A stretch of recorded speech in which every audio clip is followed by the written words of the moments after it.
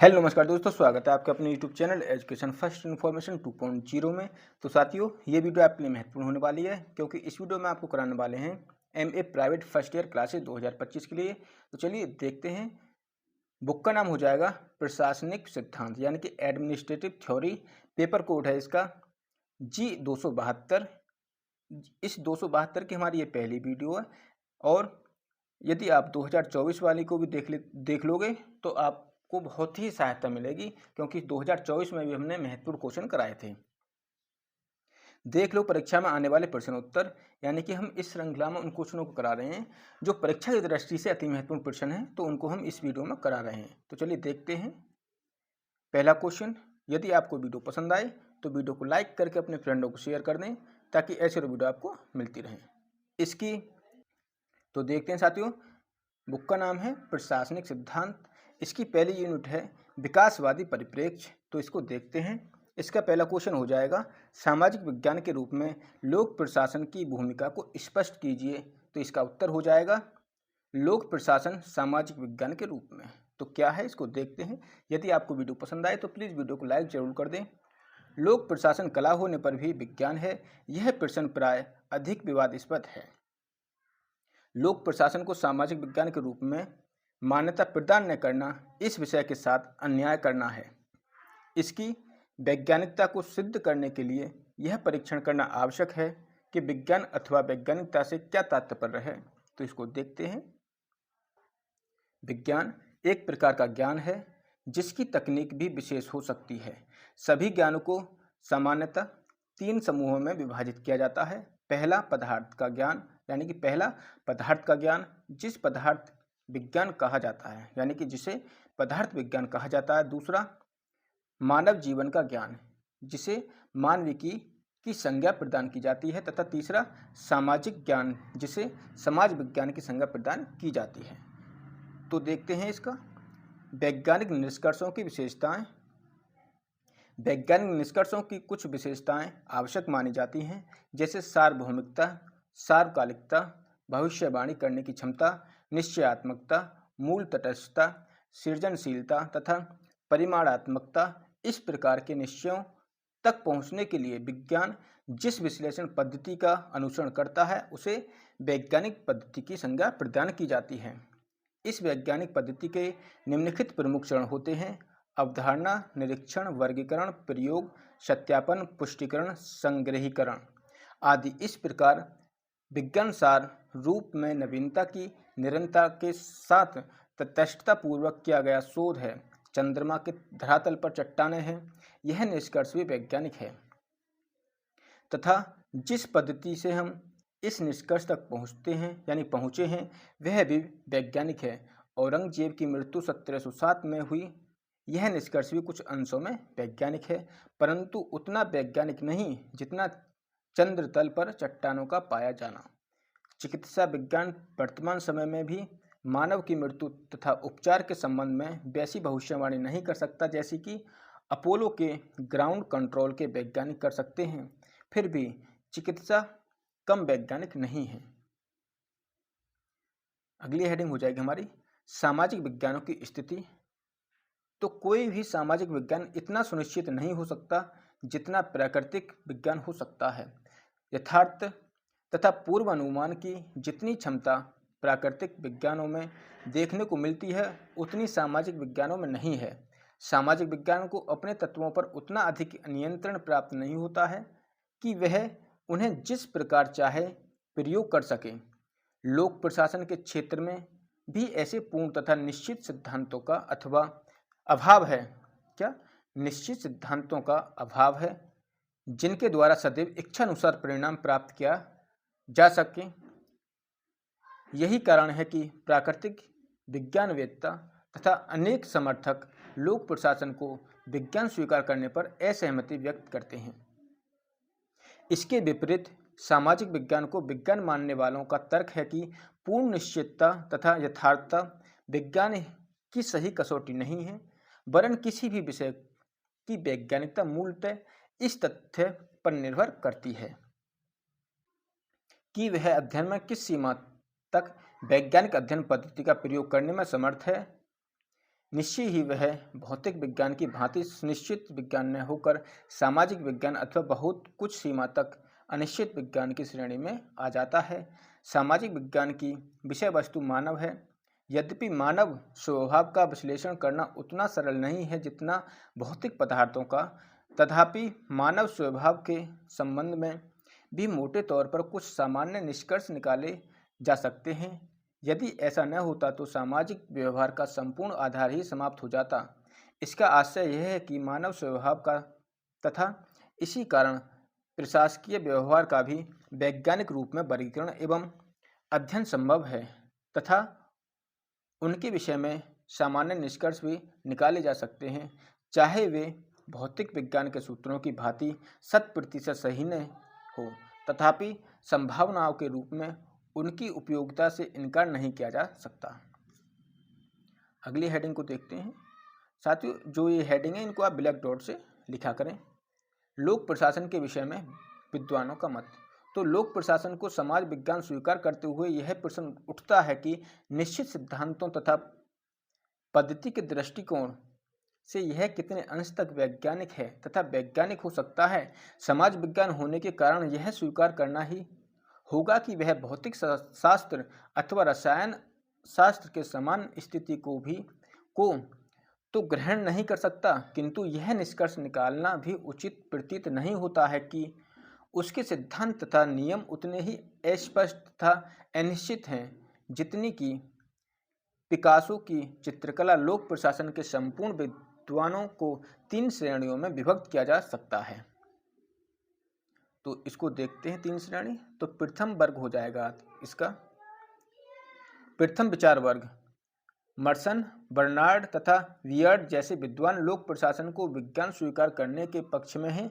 यह विचारक यह मानते हैं कि विज्ञान एक सापेक्ष स्थिति है। जंतु विज्ञान तथा वनस्पति विज्ञान कभी भी भौतिक शास्त्र अथवा रसायन शास्त्र का स्थान ग्रहण नहीं कर सकते हैं। लोक प्रशासन की भी ऐसी ही सापेक्ष स्थिति है। इसके अपने सिद्धांत हैं। इसकी सैद्धांतिक वैज्ञानिक प्रणाली है। लोक प्रशासन के विभिन्न क्षेत्र में निरंतर प्रयोग हो रहे हैं।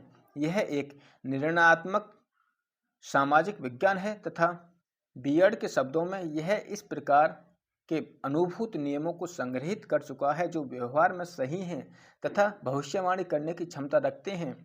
वैज्ञानिक अवधारणा लोक प्रशासन के क्षेत्र में तीव्र गति से प्रवेश कर रही है। तो दूसरा है द्वितीय विचार वर्ग। इस विचार वर्ग में वाल्डो तथा वालास जैसे विद्वानों को सम्मिलित किया जा सकता है जो यह मानते हैं कि लोक प्रशासन कभी विज्ञान नहीं बन सकता है। यह विचार वर्ग सामान्य रूप से उसी प्रकार के तर्क प्रस्तुत करता है जैसे अधिकांश विद्वान समाज विज्ञान के विरुद्ध प्रस्तुत करते हैं। यथा लोक प्रशासन का क्षेत्र इतनी विविधताओं से परिपूर्ण है कि वैज्ञानिक पद्धतियां इसमें प्रयुक्त नहीं हो सकती। दूसरा, यदि लोक प्रशासन ने कुछ सिद्धांत प्रतिपादित भी कर लिए हैं तो न उन पर पूर्ण सहमति हो सकती है तथा न ही वे प्रयोग में लाए जा सकते हैं। तीसरा, लोक प्रशासन कभी भी मूल्य निरपेक्ष दृष्टिकोण धारण नहीं कर सकेगा। और अगला, जैसे जैसे लोक प्रशासन विकसित होगा सामाजिकता के अवैज्ञानिक आचरण को वैज्ञानिकता से उतनी ही दूर ले जाएंगे। इन विद्वानों का यह तर्क है कि लोक प्रशासन के निष्कर्ष अवैज्ञानिक हैं तथा इसकी पद्धति में भी वैज्ञानिकता का अभाव पाया जाता है। अगला है तृतीय वर्ग विचार यानी तृतीय विचार वर्ग। इस विचार वर्ग में उर्बिक, टेलर, साइमन पिकफनर तथा रिंग्स आदि विद्वानों के विचारों को सम्मिलित किया जा सकता है। इस विचार वर्ग के विद्वान आशावादी, कर्मठ एवं परिश्रमी समाज वैज्ञानिक हैं। इनके विचार आशावाद पर आधारित हैं।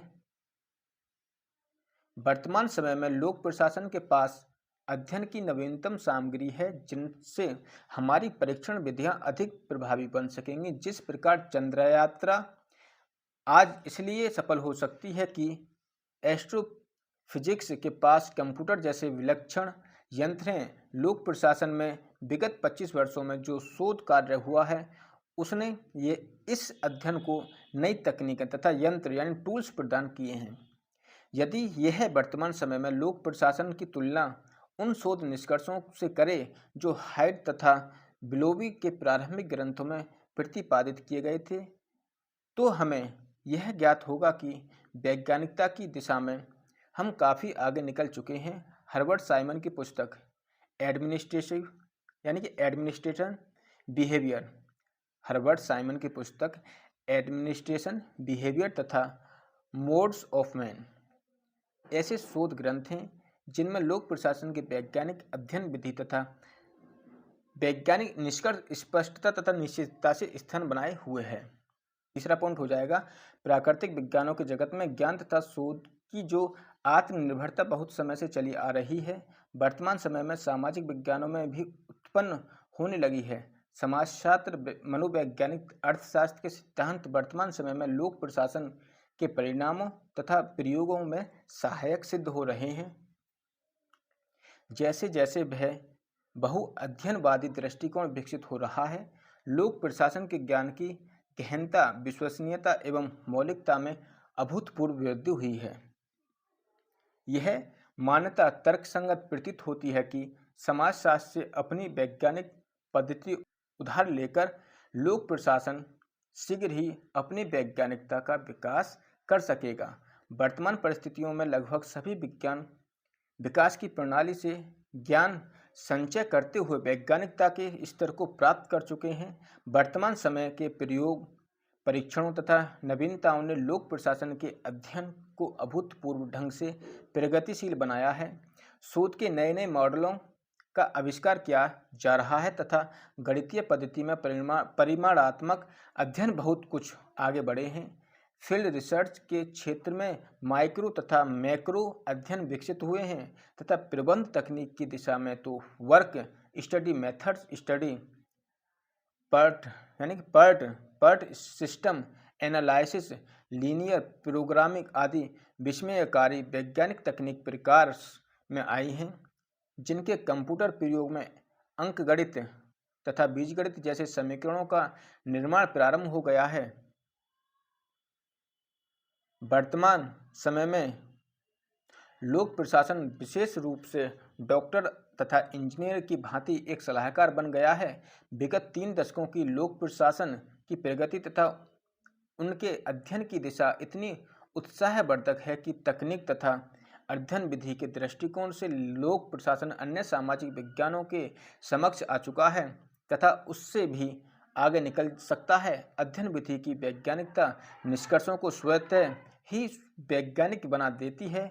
अतः वह दिन अधिक दूर नहीं जब लोक प्रशासन के सभी विद्वान सर्वसम्मति से इसे विज्ञान स्वीकार करने लगेंगे तथा इसके नियम व सिद्धांत वैज्ञानिक मान्यता प्राप्त कर लेंगे। वर्तमान समय में लोक प्रशासन अन्य सामाजिक विज्ञानों के समान एक सामाजिक विज्ञान है। तो ये साथियों आपका फर्स्ट क्वेश्चन हो गया। यदि आपको वीडियो पसंद आई हो तो प्लीज़ वीडियो को लाइक कर दें और चलते हैं सेकंड क्वेश्चन की तरफ। तो दूसरा क्वेश्चन हो जाएगा, एक स्वतंत्र शास्त्र विधा के रूप में लोक प्रशासन के उद्भव पर निबंध लिखिए अथवा लोक प्रशासन के प्राचीन तथा आधुनिक विकास पर प्रकाश डालिए। तो ये इम्पोर्टेंट क्वेश्चन है आपका, ये आ सकता है, रिपीट हो सकता है। तो देखते हैं उत्तर हो जाएगा इसका, लोक प्रशासन का एक स्वतंत्र विषय के रूप में उद्भव। लोक प्रशासन का एक स्वतंत्र विषय के रूप में उद्भव। तो देखते हैं इसको। प्राचीन समय से लोक प्रशासन का राजनीति विज्ञान के विषय के अंतर्गत अध्ययन किया जाता रहा है। कौटिल्य तथा मनु की रचनाओं में प्रशासनिक व्यवस्था का पर्याप्त वर्णन मिलता है। लोक प्रशासन की कला मानव समाज में आदिकाल से चली आ रही है, परंतु शास्त्रीय विषय के रूप में इसका उद्भव तथा व्यवस्थित अध्ययन 19वीं सदी के अंतिम चरण से प्रारंभ हुआ है। तो लोक प्रशासन का विकास प्राचीन काल, तो लोक प्रशासन का जो विकास हुआ प्राचीन काल में उसको देखते हैं। तो देखते हैं लोक प्रशासन का विकास प्राचीन काल में। तो लोक प्रशासन प्रबंध की क्रिया तथा ज्ञान की पृथक शाखा अथवा विषय दोनों हैं। प्रबंध क्रिया के रूप में लोक प्रशासन उतना ही प्राचीन है जितना मानव का सामाजिक जीवन है। लोक प्रशासन का विकास शताब्दियों पूर्व मिस्र, भारत तथा चीन से प्रारंभ हो गया था। मिस्र में नील नदी के जलमार्गों के नियमन की आवश्यकता के कारण केंद्रीकरण, कर्मचारी तंत्रात्मक प्रशासन की प्राचीनतम व्यवस्था का विकास हुआ। चीन में प्रतियोगी परीक्षाओं के द्वारा कर्मचारियों की भर्ती की व्यवस्था का प्रचलन ईसा पूर्व 3री शताब्दी में हो गया था। प्राचीन भारत में प्रशासन की कला राजनीति शास्त्र अथवा अर्थशास्त्र का अंग मानी जाती है तथा ग्राम समाज, गणराज्यों तथा राजतंत्रात्मक शासन व्यवस्थाओं में हमें इस बात के प्रमाण मिलते हैं कि वहाँ बहुत प्राचीन काल में एक पर्याप्त सुविकसित प्रशासनिक व्यवस्था विद्यमान थी। प्राचीन यूनान के नगर राज्यों में भी लोक प्रशासन का संगठित रूप देखने को मिलता है। रोमन शासकों ने लोक प्रशासन के क्षेत्र का विस्तार किया तथा उसको वैधानिक मापदंड एवं स्वरूप प्रदान किया। मध्यकालीन सामंतवाद ने प्रशासन के क्षेत्र में अराजकतापूर्ण विकेंद्रीकरण व्यवस्था का सृजन किया। फ्रांस ब्रिटेन तथा प्रशासन तथा रूप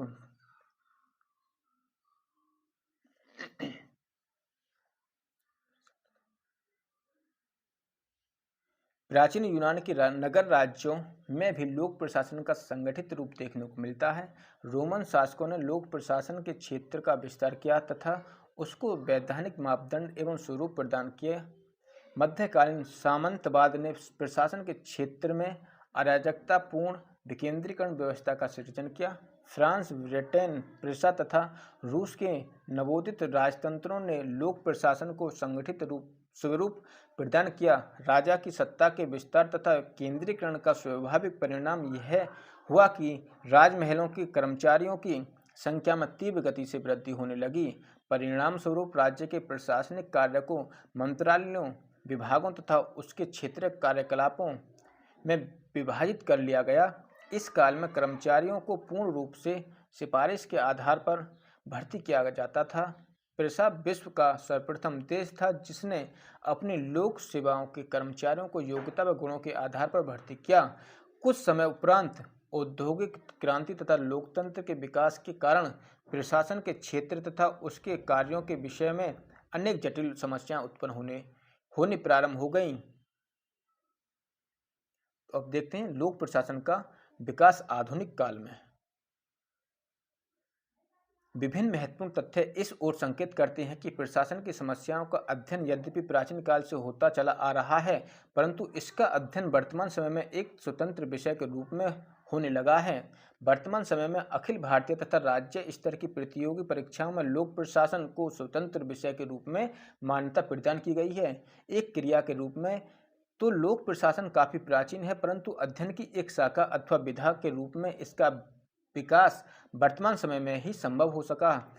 वर्तमान समय में राजनीति विज्ञान के ग्रंथों तथा राजनीतिज्ञों के संस्मरणों में समय समय पर प्रशासनिक विषयों की विवेचना की गई, परंतु लोक प्रशासन को अध्ययन का स्वतंत्र विषय स्वीकार नहीं किया गया। सन 1812 में फ्रेंच लेखक चार्ल्स जीन वॉनिन ने इस विषय की प्रथम पुस्तक के रूप में लोक प्रशासन के सिद्धांत की रचना की।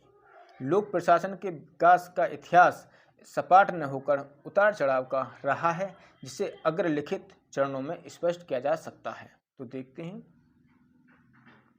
प्रथम चरण हो जाएगा इसका 1887 से 1926 तक। कब से? 1887 से 1926 तक। अमेरिकन परंपरा लोक प्रशासन के विकास के प्रथम चरण को राजनीति प्रशासन द्वैत भाव के रूप में अभिव्यक्त किया गया है। लोक प्रशासन का अध्ययन पृथक विषय के रूप में सर्वप्रथम संयुक्त राज्य अमेरिका में प्रारंभ हुआ। सन 1887 ईस्वी में वुडरो विल्सन द्वारा प्रशासन के अध्ययन नामक विषय पर लिखा गया निबंध प्रकाशित हुआ। उन्होंने इस निबंध में इस बात पर बल दिया कि प्रशासन का विज्ञान हमारी राजनीति के उस अध्ययन का अंतिम परिणाम है जो लगभग 2200 वर्ष पूर्व प्रारंभ हुआ था। इस निबंध का उद्देश्य लोक प्रशासन को राजनीति से पृथक एक स्वतंत्र विषय के रूप में प्रतिष्ठित करना था। पहले प्रशासनिक कार्यों के अध्ययन में वैज्ञानिक व्यवस्था कानून के अनुशीलन पर बल दिया जाता था, किंतु आर्थिक तथा सामाजिक जीवन में जटिलताएं बढ़ने तथा राज्यों के कार्यों में वृद्धि होने के कारण वर्तमान परिस्थितियों में यह आवश्यक हो गया कि प्रशासन के ऐसे विज्ञान का विकास किया जाए जो शासन के पथ को प्रशस्त करे तथा इसके संगठन को सुदृढ़ व गतिशील बनाए। इस स्थिति को देखते हुए प्रोफेसर वाल्डो ने वुडरो विल्सन को एक विधा के रूप में लोक प्रशासन का जनक माना है। फ्रैंक जे गुडनाउ द्वारा लिखित राजनीति और प्रशासन नामक लेख में इस मत का समर्थन किया गया कि नीति निर्माण का कार्य नीति के क्रियान्वयन से पृथक है। नीति का निर्माण जनता के द्वारा निर्वाचित प्रतिनिधियों के द्वारा किया जाता है, जबकि इनका क्रियान्वयन राजनीतिक रूप से तटस्थ योग्य एवं तकनीकी दक्षता से परिपूर्ण प्रशासनिक अधिकारियों द्वारा संपादित किया जाना चाहिए।